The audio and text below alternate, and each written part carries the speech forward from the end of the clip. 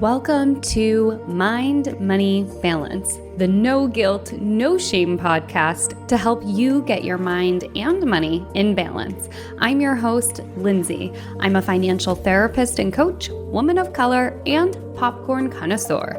I am so glad you're here. Let's go. Now, so many of us in Thanksgiving 2020 are staying home to keep our loved ones safe and our community safe. I thought it would be nice to bring on this doubled up episode. I mentioned in the last episode that I'm going to be bringing you Mind, Money, Balance podcast twice a week now. I thought that it would be nice to bring something else into your ears when things are a little bit all over the place.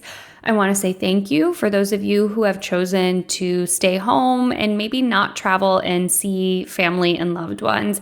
I know it's really hard this year with all of the changes, but I just want to say thank you for keeping yourself safe, for keeping your loved ones safe, for keeping our community safe. It's really hard to make these types of short-term sacrifices for the greater good of our community health. So if you are staying home and doing things differently this holiday, I wanted to say thank you.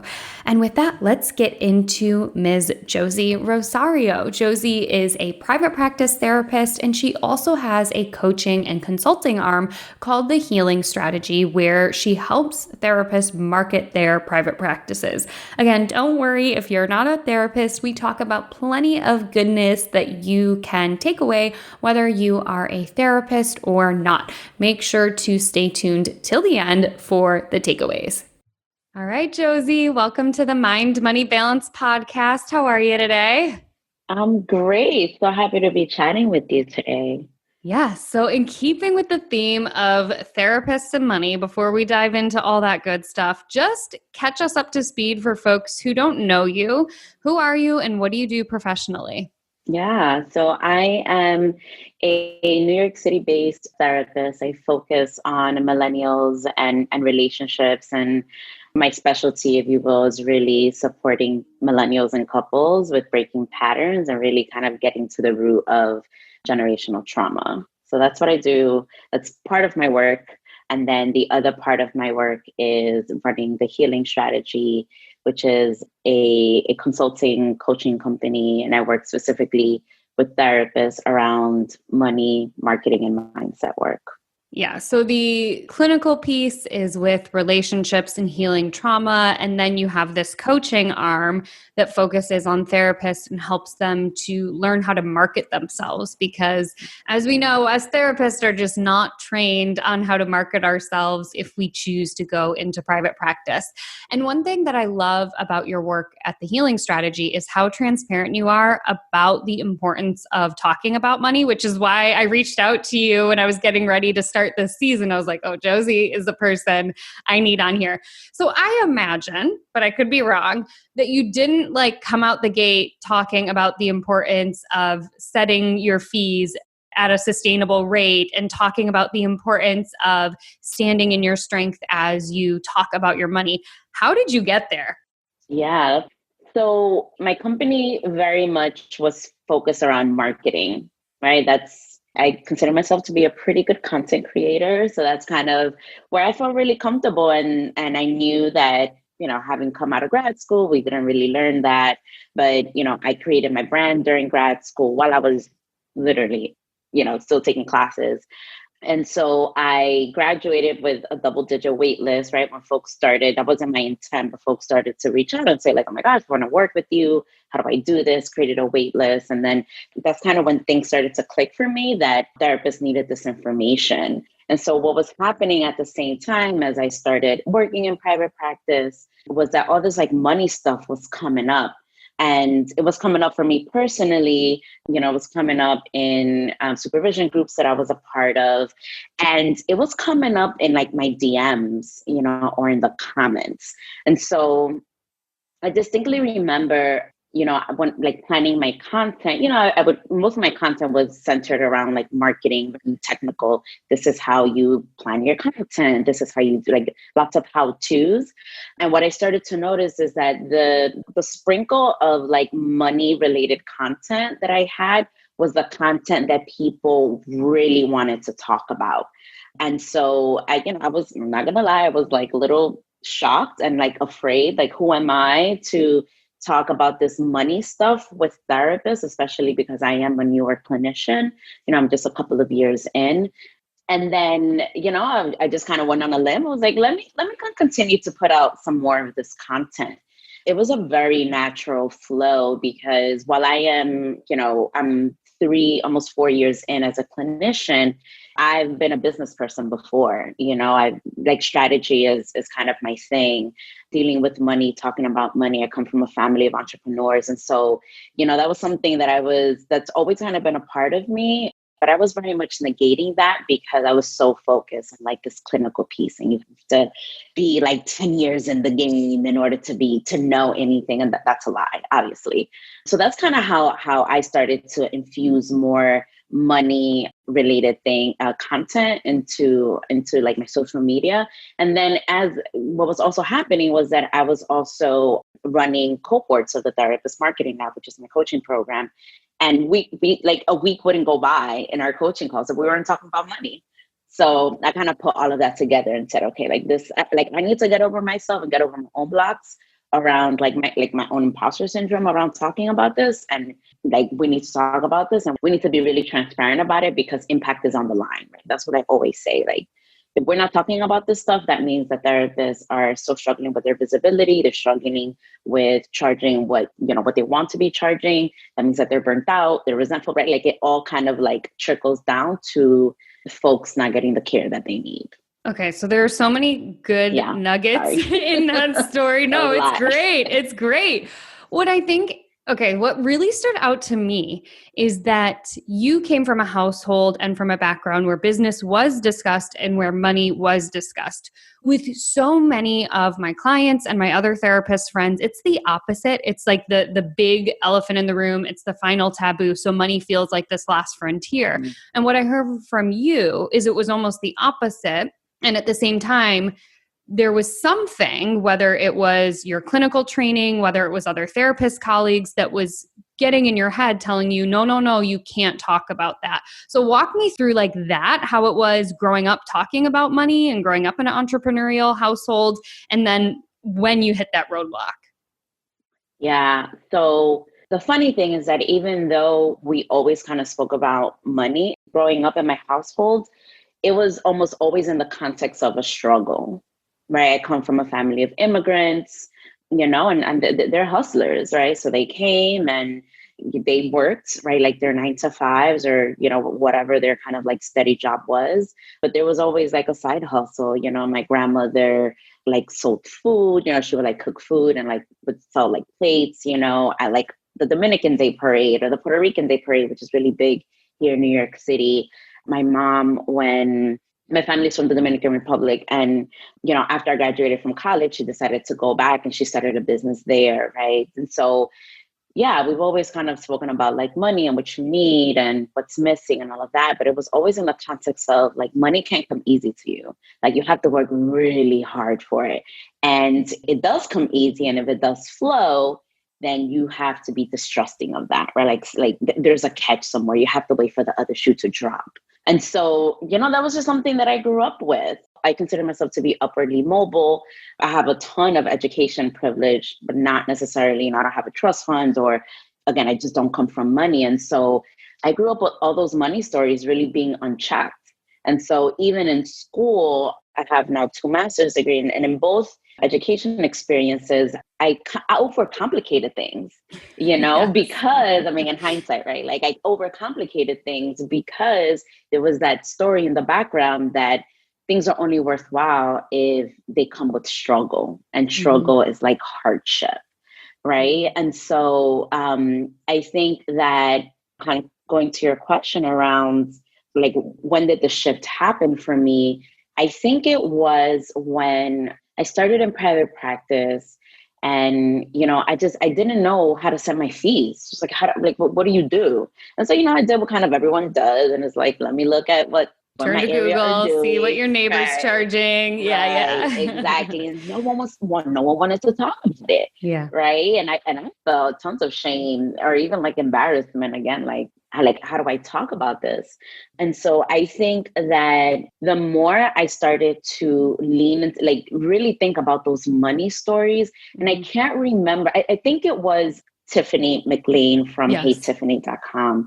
I stumbled across like her Facebook page or like something, and she was the first therapist talking about money. And I was like immediately sucked in, right? Because it was just so relatable. And so I took whatever it was that she was talking about and really started, like, I remember writing down like all of the stories that I'd grown up with. And I was like, this is BS. Like, when you see it in black and white, you're like, wait, hell no, sense at all. And so then I started to do a little bit of trial and error, and start thinking about, okay, what if I charge this, right? Okay, let me think about what do I really need in terms of expenses, and what do I need because of my expenses, but in thinking about my lifestyle, right? And everything just kind of came together for me.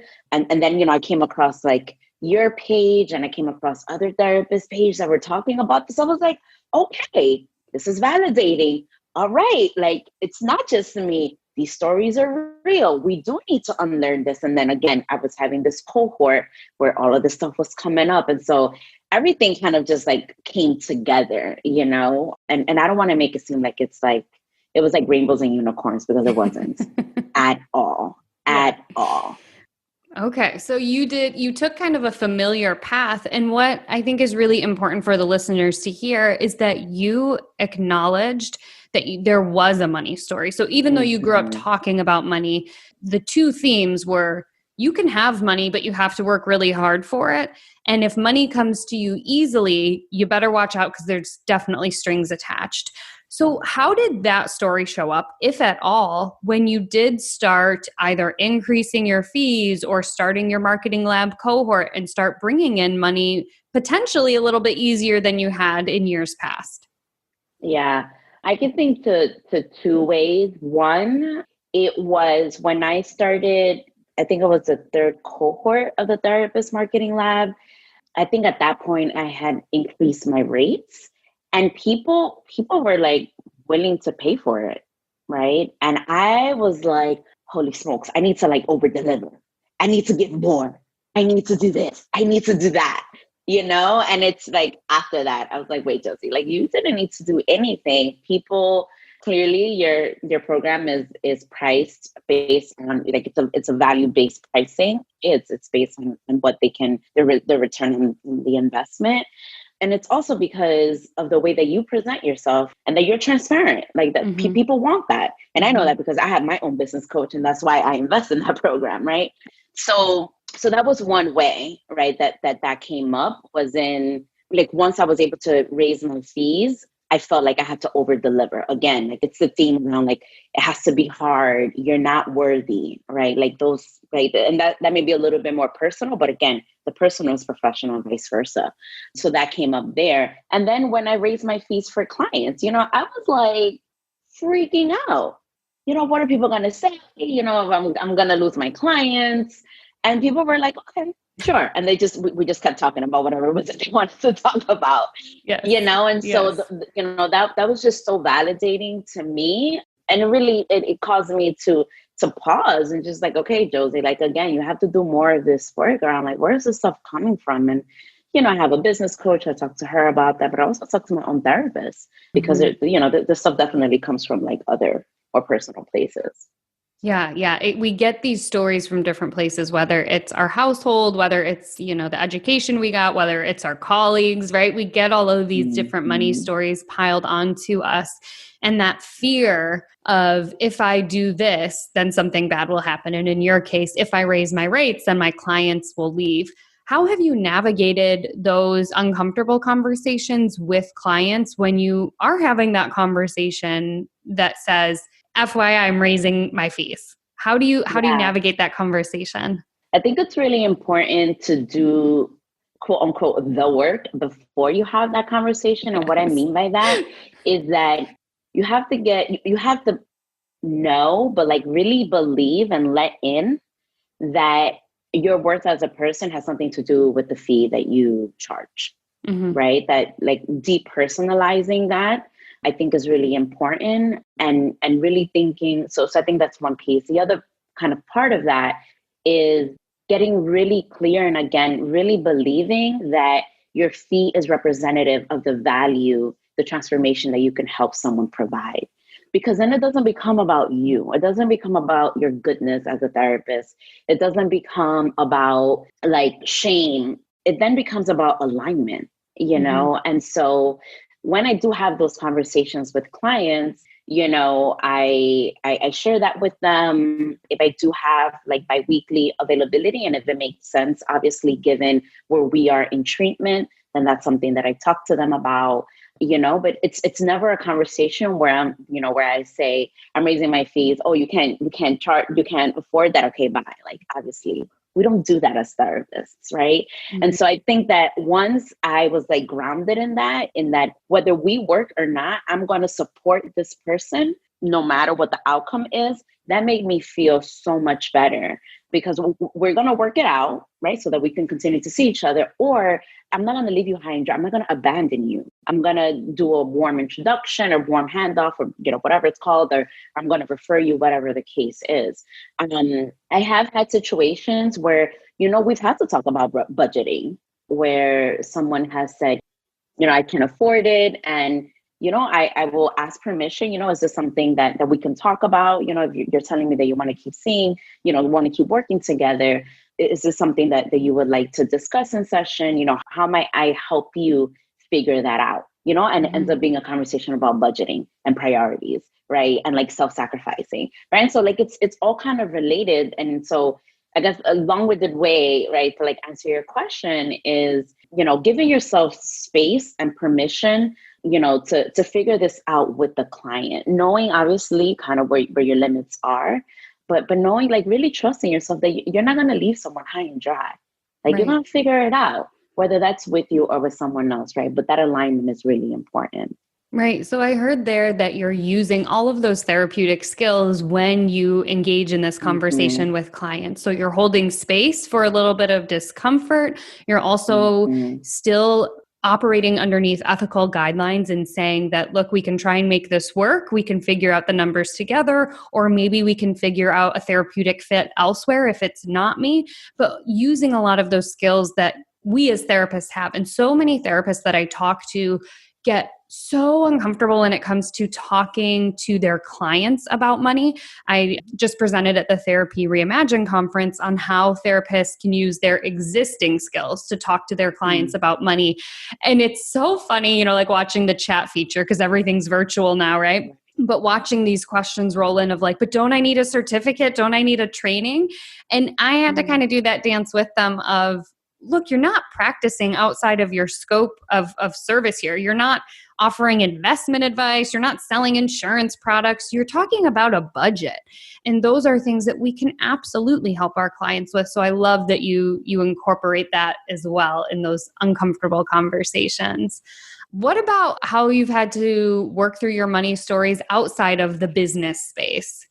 Like in therapy or?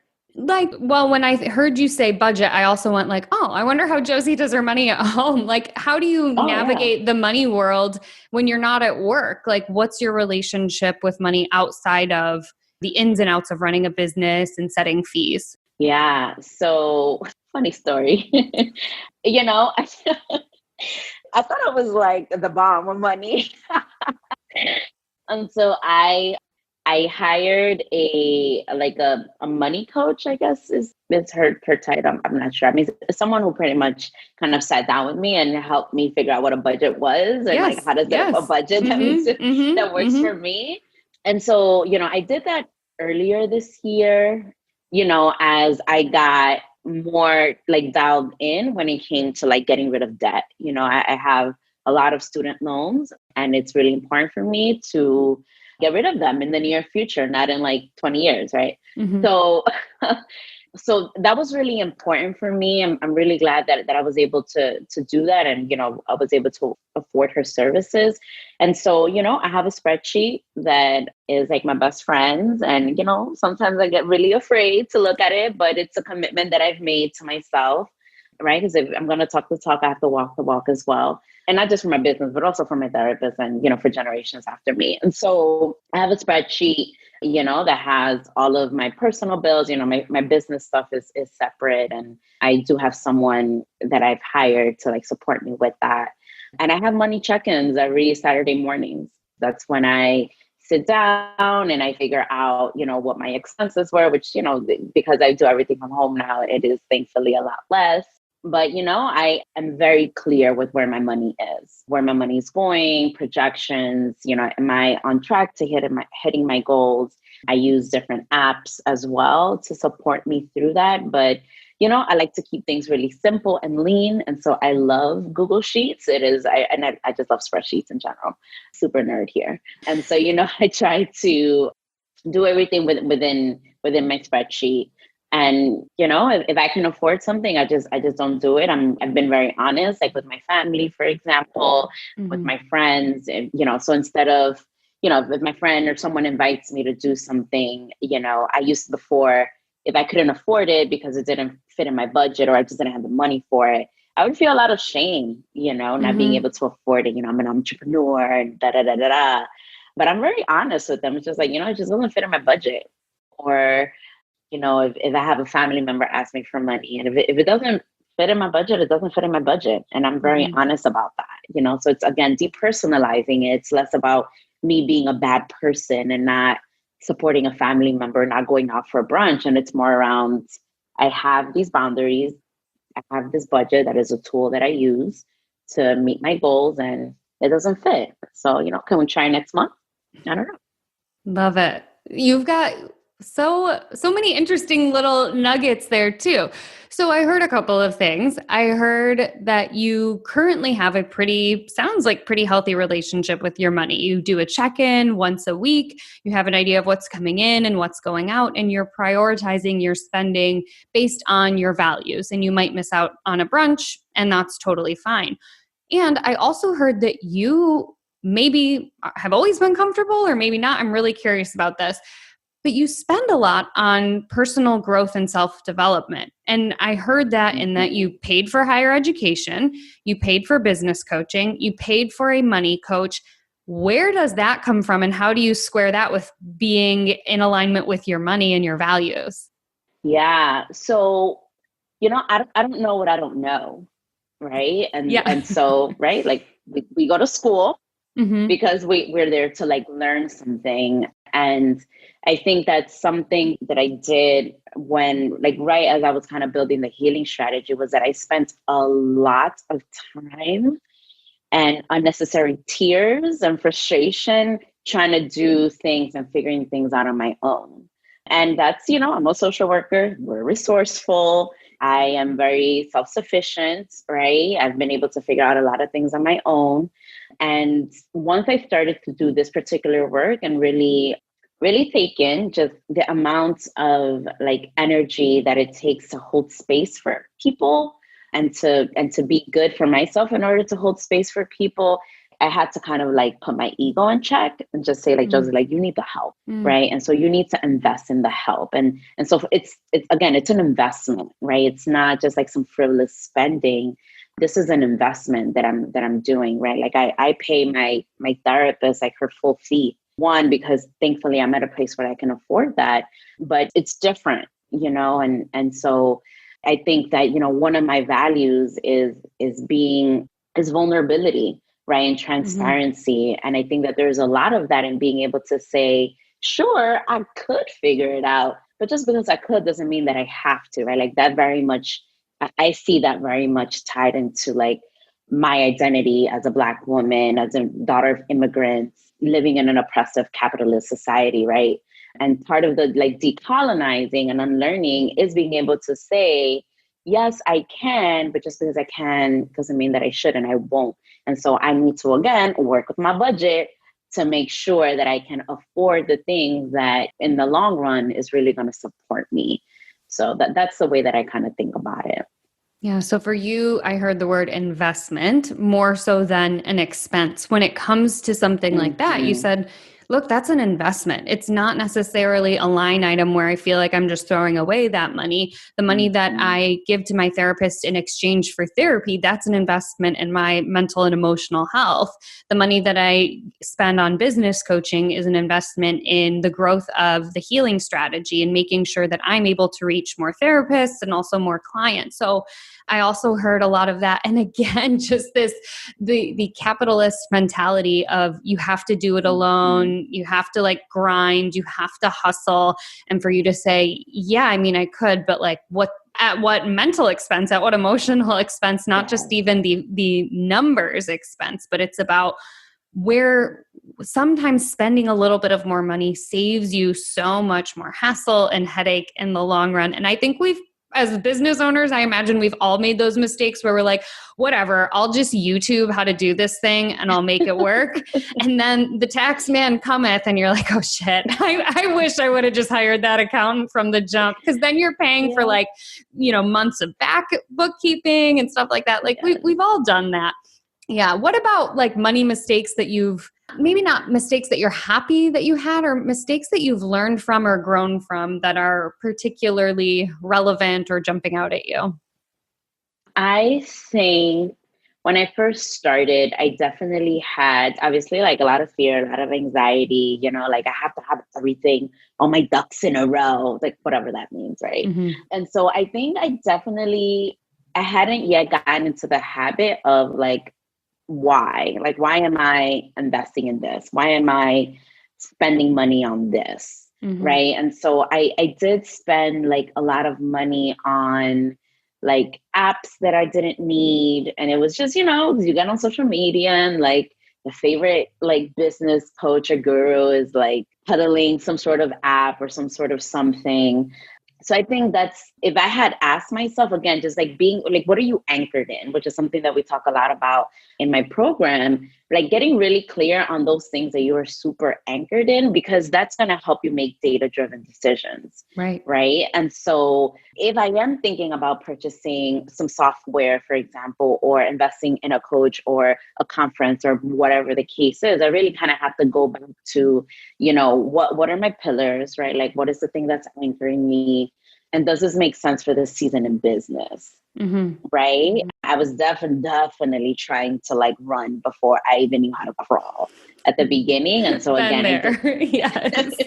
Of course, right? So definitely spend money just in software that I didn't need. I didn't need, right? And so now that I'm a place where I am growing, it's like, okay, like let's think about that. And I use the profit first method to kind of do my money management. And so, it's that's part of my money check-ins on Saturday mornings. And so that's also kind of for me to see, where are my expenses? Is this something that I can afford? What's coming up?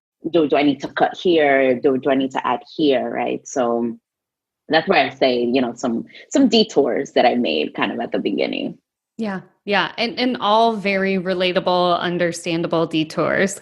Well, Josie, this was such a great conversation. If people are interested in learning more either about your clinical work or about your therapist marketing lab, where can they find you? Yeah. So I have, they can go to the websites, josierosario.com or thehealingstrategy.com. And then I'm also on Instagram primarily, even though I am slowly making my way over to Facebook. But yeah, my Instagram handles are also the same at the Healing Strategy or Josie Rosario NYC. Okay, beautiful. I will make sure to link those in the show notes. And I thought I was done, but I have to ask, tell me why you're moving to Facebook or adding Facebook. And I'm very curious because I'm moving away Facebook from it. So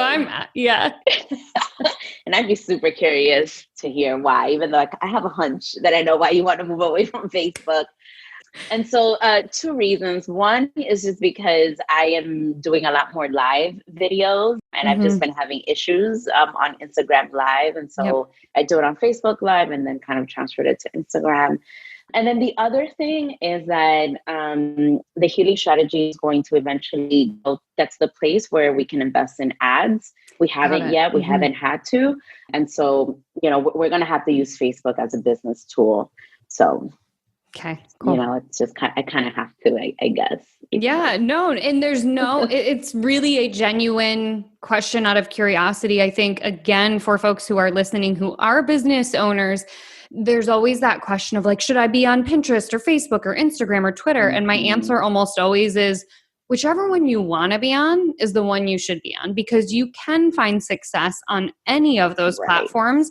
But if you're trying to do all of them, you're just going to burn yourself out. So pick the one, maybe two, that you like hanging out on and hang out there, but don't try to like do it across a gazillion different places. So yeah, no, I love that answer.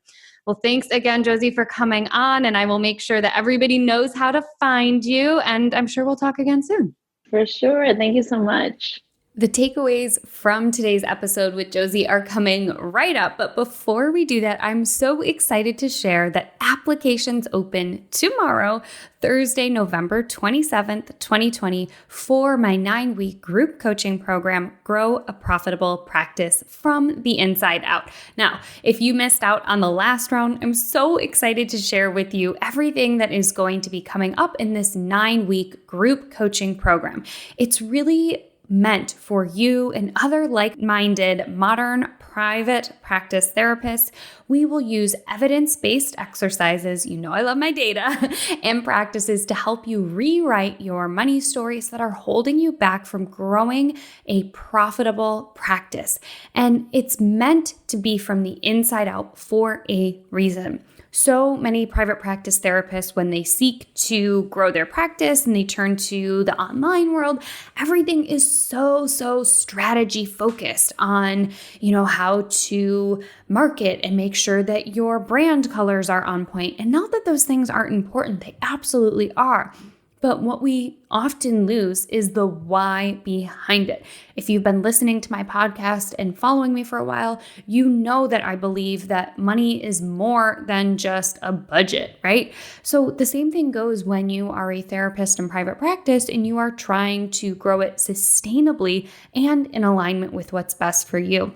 That's why with this program, we talk about going from the inside out. The first several sessions are really focused on rewriting your money stories, learning more about your money archetype, digging into your financial anxiety.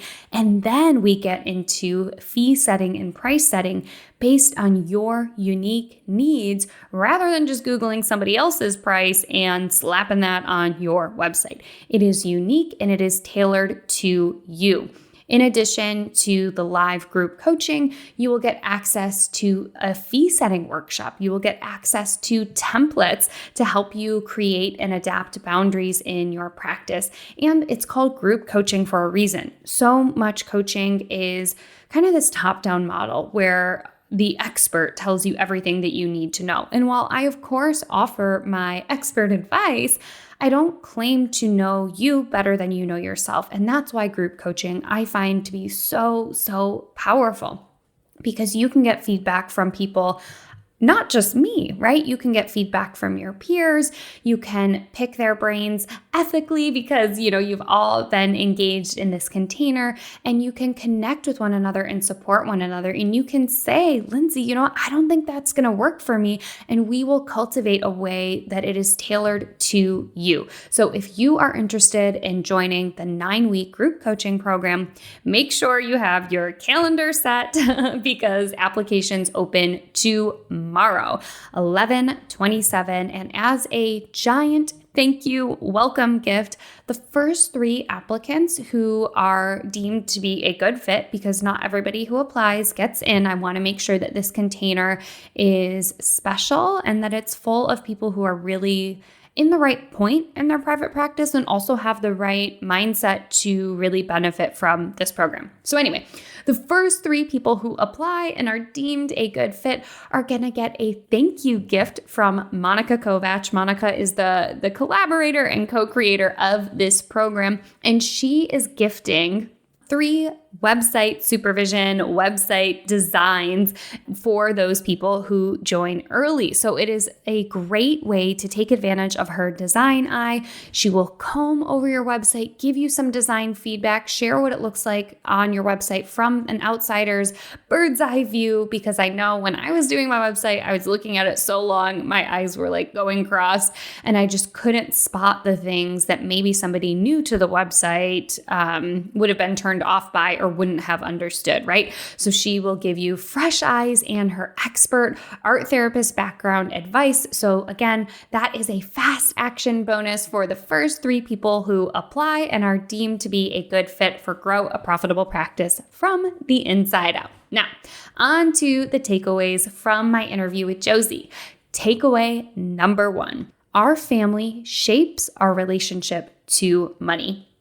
Josie talked about how this was beneficial and how it held her back in certain ways. She talks about coming from a family of entrepreneurs and how that gave her the comfort and confidence to dive into business and how having that mindset really helped her. She also shared that she had to overcome some money stories that had protected her family, some money stories that said things like, you can only make money if you work really, really hard. If money comes to you easily, then there's probably strings attached, right? So she had to rewrite those money stories in a way that served her in a more helpful way. Takeaway number 2, getting comfortable with discomfort. Josie spoke about how she talks to her clients about money. You know, that can take some discomfort of saying, hey, let's talk about how you can rearrange some things so you can afford the things that are important to you. She also talked about outside of the therapy room, getting comfortable with discomfort with setting boundaries. She's comfortable telling her friends and family if something just isn't within her budget at that moment in time. And it's reminding herself, and I would share this with you too, remind yourself that you can cope with the discomfort. It might be uncomfortable, but it doesn't mean you can't sit with it and learn how to cope with it. Takeaway number 3, check in with your why. When it comes to money, Josie shared about how when she was spending her money on different apps and different software programs that she thought she was supposed to do to grow her business, she realized she didn't actually need them. And she had to rewind and go back to, what is my why? Now, for you, if you're not a therapist, what is your why on your spending? I talk all the time about spending and saving in alignment with your unique values. If you aren't into traveling, then spending a bunch of money on traveling and experiences isn't going to be the best bang for your buck. Make sure that you are spending in alignment with your unique why. And with that, I will see you right here on Monday for the next Mind Money Balance podcast episode. If you love this episode, take a screenshot and tag me on Instagram at MindMoneyBalance with your favorite takeaway. I love seeing what resonates with my listeners and sharing it in my stories. Thanks so much for tuning in. I'll see you next week right here.